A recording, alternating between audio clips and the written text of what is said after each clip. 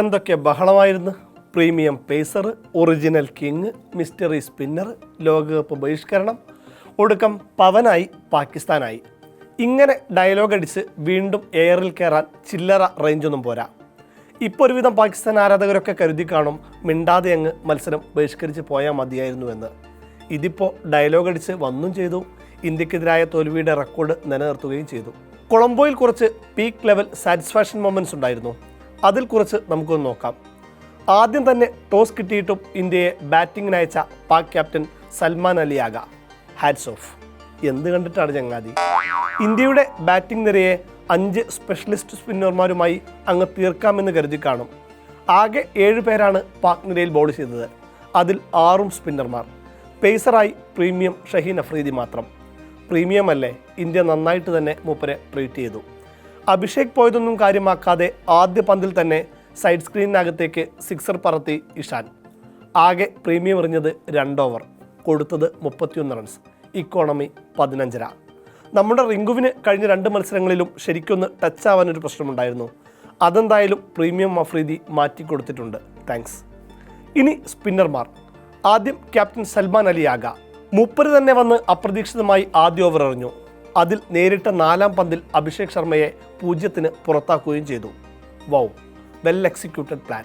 എൻ്റെ പൊന്നു ചങ്ങാതിമാരെ, ഇന്ത്യ എന്നാൽ അഭിഷേക് എന്നാണോ നിങ്ങൾ കരുതിയത്? അപ്പുറത്തൊരു പോക്കറ്റ് ഡൈനാമോയെ നിങ്ങൾ കണ്ടില്ലേ? പേടിക്കേണ്ട, ബ്രഹ്മോസ് ഒന്നുമല്ല. തൂക്കി എന്നൊക്കെ പറഞ്ഞാൽ ഇതാണ്, ലിറ്ററലി കൊലത്തൂക്ക് പെർഫോമൻസ്. അതിൽ തന്നെ അബ്രാറിനിട്ട് കുട്ടിയത്. ഭയങ്കര പ്ലാനോടെയാണ് അബ്രാർ വരുന്നത്. വിക്കറ്റ് എടുത്ത ശേഷം തലകൊണ്ടൊരു ആക്ഷനൊക്കെ കാണിച്ച് നമ്മളെ അങ്ങ് ശരിയാക്കി കളയാമെന്ന മൂഡിൽ. പക്ഷേ അബ്രാറിന് 4 ഓവർ തികച്ചു കൊടുത്തില്ല സൽമാൻ ആഗ. ആദ്യ പന്ത് തന്നെ 6 അടിച്ചാണ് ഇഷാൻ തുടങ്ങിയത്. ആകെ 3 ഓവറിൽ 38 റൺസ്, ഇക്കോണമി 12.66. ആഹാ, അന്തസ്.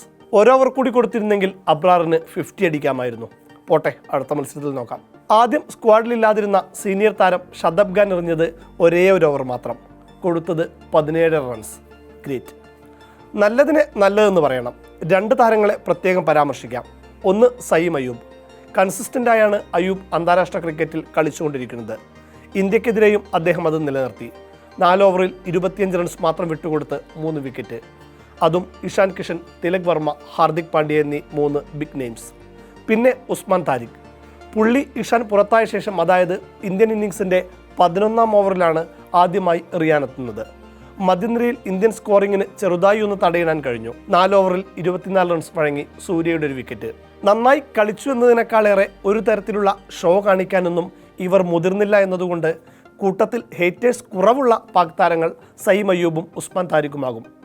പക്ഷേ അപ്പോഴും ഇന്ത്യ ഫിനിഷ് ചെയ്യുന്നത് 7 വിക്കറ്റിന് 175 എന്ന ശക്തമായ സ്കോറിലാണ്. കൊളംബോയിലെ പിച്ചിൽ 6 സ്പിന്നർമാരുമായി കളിച്ച ട്രാക്കിൽ 175. 2020 ലോകകപ്പിൽ പാകിസ്ഥാനെതിരെ ഇന്ത്യയുടെ ഏറ്റവും ഉയർന്ന സ്കോറും ഇതുതന്നെയാണ്. ഇതിനേക്കാൾ കോമഡി, അസോസിയേറ്റ് രാജ്യങ്ങളായ USA-ക്കും നമീബിയയ്ക്കുമെതിരെ ഇന്ത്യയുടെ 9 വിക്കറ്റുകൾ വീണിരുന്നു. തീയും തീപ്പന്തവും വെടിയുണ്ടയും ഒക്കെയായി കളിച്ച പാകിസ്ഥാന് അവർ നേടിയ അത്ര വിക്കറ്റ് പോലും സ്വന്തമാക്കാൻ കഴിഞ്ഞില്ല. ഇനി പാകിസ്ഥാൻ്റെ ബാറ്റിങ്ങിലേക്ക്. സയ്യിദ് സാദ ഫർഹാൻ ഓർമ്മയില്ലേ?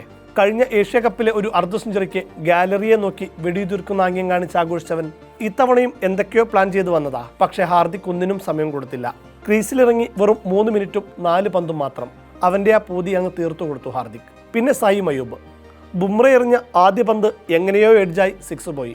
തൊട്ടടുത്ത പന്തിൽ യോർക്കറിൽ കുടുങ്ങി മടങ്ങുമ്പോൾ ബുംറ ഒരു നോട്ടം നോക്കിയിട്ടുണ്ട്. യാ മോനെ.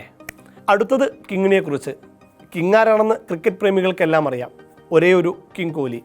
പക്ഷേ പാക് ആരാധകർ അത് സമ്മതിച്ചു തരില്ല. ചിലർ മാത്രം കേട്ടോ. പാകിസ്ഥാനിലും കോഹ്ലിക്ക് ഒരുപാട് ഡൈഹാർഡ് ഫാൻസ് ഉണ്ട്. 6 പന്തിൽ 5 റൺസ് കൊടുത്താണ് ബാബർ അസം മടങ്ങിയത്. അതും അക്സർ പട്ടേലിൻ്റെ പന്തിൽ ക്ലീൻ ബൗൾഡ്.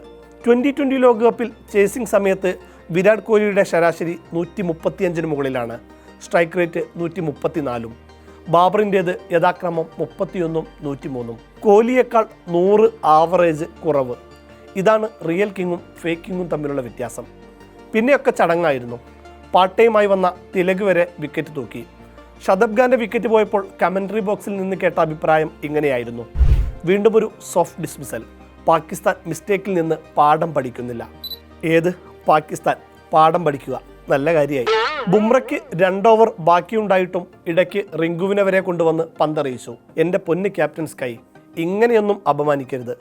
ഓൾറെഡി അവന്മാരുടെ നാട്ടിൽ കലിപ്പ് കയറി TV തല്ലിപ്പൊട്ടിച്ച കേസ് കുറേയായി. ഇനി വീട് കൂട്ടിയിട്ട് കത്തിച്ചു എന്ന വാർത്തയും കൂടി കേൾക്കേണ്ടി വരും. താരിഖിൻ്റെ കുറ്റി തെറിപ്പിച്ച് 61 റൺസിൻ്റെ വൻ ജയവും സൂപ്പറേറ്റും അക്കൗണ്ടിലേക്ക് എത്തിയിട്ടും ഒരു ആഘോഷം പോലും ഇന്ത്യ കാര്യമായി നടത്തിയിട്ടില്ല. ഇതൊക്കെ ഞങ്ങൾ പ്രതീക്ഷിച്ചത് തന്നെയായിരുന്നു എന്ന ആറ്റിറ്റ്യൂഡായിരുന്നു നമ്മുടെ ഓരോ താരങ്ങൾക്കും.